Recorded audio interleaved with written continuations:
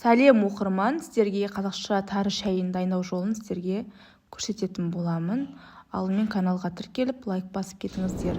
Бірінші суымызды қайнатамыз. Оған дейін тарымызды жуып тазалап аламыз. Суы ағарғанша 4-5 рет жуып шаямыз. Содан соң кастрөлімізге сүтімізді құйып, пісіріп аламыз, яғни қайнатамыз. Сүт болғанда 3,2% құрайтын майо сүтін қолданамын. Одан да көп 6% сүттерді қолдансаңыздар да болады, бірақ 2,5 қолданбаңыздар. Сүтіміз өстіп қайнағаннан кейін астын басып сөндіріп қоямыз. Одан кейін шай қайнататын шайнегімізге 3 қасық немесе 2 қасық шай салсаңыздар болады. Жуылған тарыны саламыз.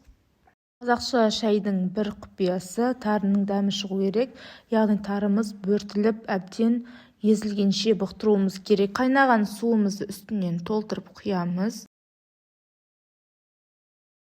Бірінші отын көтеріп қайнатып аламыз және қайнаған соң астын басып, қаппағын жауып қоямыз. Кішкене қайнатып, тарымызды бөртіп аламыз.